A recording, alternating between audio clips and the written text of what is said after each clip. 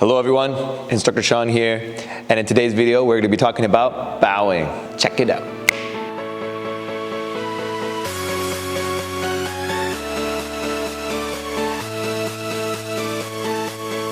Alright, so first we're going to talk about how to bow properly, okay? And actually why we bow this certain way in Taekwondo versus other martial arts. So let's start with the posture. You want to make sure we usually bow from a chariot stance, which means attention, so like in the army. Because Taekwondo was created by a man, but then used in the Korean military, so it became mixed in and the culture became more militarized. So when we're standing at attention, our shoulders are up, back, and down, our chin is up, hands at our side. The instructor will say, chariot, and we will say, yes sir, or yes ma'am. And then we stand tall. We want to make sure our feet together, toes touching, heels touching, hands at our side. And then when we bow, we go down, head down, and come back up. Trying to maintain bowing with a straight back and neck. Now, we don't want to bow looking up because at least in Taekwondo culture, when you're bowing, you're saying that you respect and trust that person, okay? Because we are not only a martial art, but also the sport Taekwondo, we can trust the opponent not to attack us before the referee starts the fight. So when we bow in Taekwondo, we bow with our head down, exposing the vital spot here where our brain connects to our spine. So one shot there, anyway. So by exposing that spot when we bow, we're saying, I trust you. Now another thing is, we're bowing with our feet together.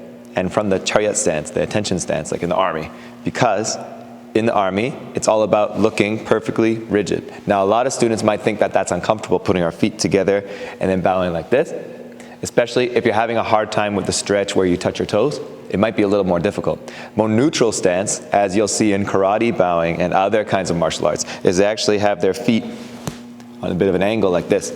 And then they bow from here, because not all martial arts were entangled in the army and used practically in those ways. When we're bowing, we also want to pay attention to our feet. Not only are they together and the heels together, but we got to make sure that we don't lift up our toes. We want to make sure when we're bowing, we don't lift up our toes when we bow. Sometimes when we put our body weight forward, we have to compensate by leaning backwards. Feet together, bow, and up. Another bad habit might be that we pull our pants down. Sometimes students, their upper body drops, and so their arms that are straight will drop with it. And so what'll happen is, they're bowing, and their hands will travel down their legs, and back up like this. From the side, they'll travel down, and come back up, almost like you're pulling your pants down. So when we bow, we want to make sure our hands stay at the exact same spot the entire time when we bow. Next up, we want to be talking about who to bow to, and why we bow. So bowing is helping our students, helping our other practitioners learn humbleness, respect, and also confidence versus arrogance. Confidence comes from the inside, and they say that arrogance comes on the outside. So what you wear, how you act in front of people, ignoring them, or only valuing your opinion versus other people's, whereas confidence is on the inside, something that we decide to do. So when we see another practitioner, we bow to them. Now, confidence says, I'm going to bow no matter what, because I have confidence and I have respect and humbleness. But arrogance might say, all right, oh, here comes a student. All right, let's see if they bow to me, and then I'm going to bow back to them. They didn't bow, so I'm not going to bow. That would be considered arrogance. So we want to try and instill in our practitioners that it's not just about other people. It's about what you have inside. What are you going to do when the instructor's not watching? You want to make sure that you're always being respectful. You're the same person here as you are at home, as you are at school. All right, so bowing is very important, and we're trying to bow to everyone, but let's be specific here. We want to make sure that we're definitely bowing to two groups of people. Students or practitioners who are older than us. So I still teach adults who might be twice my age, and I still bow to them, even though years more Taekwondo experience, and in this setting, the hierarchy, the instructor's higher up, I'm still going to bow to them because they have more life experience. They came before me. The second group of students is anyone that has a higher belt than you. So that would be the older parent who's training, or the older student practitioner. Belt would mean that on the flip side of it, that older practitioner, who's twice as old as me, would show respect to me, as well as me showing respect to them, because I'm the higher ranked practitioner.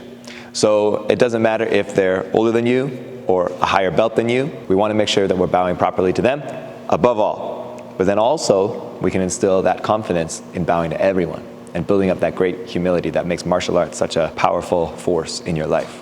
All right, so now that we know how to bow and how to bow to the older students or the senior students, or building up that humility, bowing to everyone, we want to make sure we know how to bow onto the mats. So every time you come to your Taekwondo school or your martial arts school, you're going to come in, you're going to greet the instructor, hello sir, hello ma'am, and all the other practitioners that are in the lobby. And then we have to do something very important. We have to bow when we step onto the mats towards the students that are training. Okay? So let's do it together. Over here I have my hardwood floor. Over here we have the dojang. Look at that clear line down the center. When you approach the mats, you're going to put your feet together and you're going to bow towards the students or the practitioners that are training. And then you step onto the Taekwondo mats, and now we're ready to train. So it's very important to make sure that every time we step onto or step off of the Taekwondo mats, that we're bowing towards the practitioners. Okay, so if I wanted to leave the mats, I'll come up. Before I step off, I'll bow out, and then I'm free to go and carry on my business. All right, so now that we've learned how to step onto the mats and off the mats, we know how to bow to senior students, older students, and bowing in general. We got to know how to bow into the actual dojang itself, or in Japanese they call it a dojo. When you enter the school, it's the exact same as stepping onto the mats. I'm going to come in through the door here, and as I step in, I'm going to bow towards everyone, whether it's the instructor or the master in the office, or the students training, or any students that are sitting in the benches in the lobby, or whether it's just the students that are waiting to start their class. They might stand up and bow to you as well. We talked about that. Even though they don't bow to you, you're going to have that confidence and you're going to bow to them. Some schools actually have sayings at the door. So some say, respect, when they come in. Some of them say, Taekwon, when they come in the door. Now, a lot of students ask, why is it that? Because Taekwon means foot, fist. So why is it that when I come in the front door, I say, foot, fist, and I bow? What's the cultural relevance to Taekwondo? It's not a doorbell. You're not yelling to let everyone know you're here.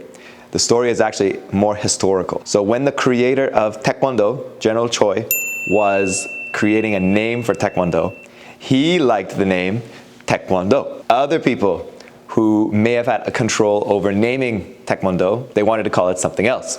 So in order to build up its popularity, he actually made every single student that walked into the main dojang in Korea at the time, when they walked in, Taekwon, they would have to say it like that. And the reason was, if every student was saying Taekwon, Taekwon, Taekwon all the time, after a while of saying Taekwon all the time, it just sounded natural. So all these students, all these instructors, all these masters loved the name Taekwon. And so with that influence, and of course a lot of pushing on his part, General Choi's part, our name of our martial art is now Taekwondo. It's actually a part of history. When you walk in the door and you say Taekwon, you're actually living history in Taekwondo. Pretty neat, huh? So I hope you enjoyed the video. That's about bowing in martial arts. Now I'm going to leave you guys with a quote. All right, now this quote says, what's the quote again? So the quote is, character is not what you do when people are watching. True character is what you do when nobody's watching. So that was just a little bit about bowing in martial arts, specifically Taekwondo. And so we want you guys to be bowing on the mats, off the mats, bowing to each other, being very humble and respectful. And then of course now knowing why we say Taekwon, or some schools might say Taekwon when they come into the dojang. Thank you guys for watching, and we'll see you guys on the mats. Train hard, bow properly. Pretty neat, huh?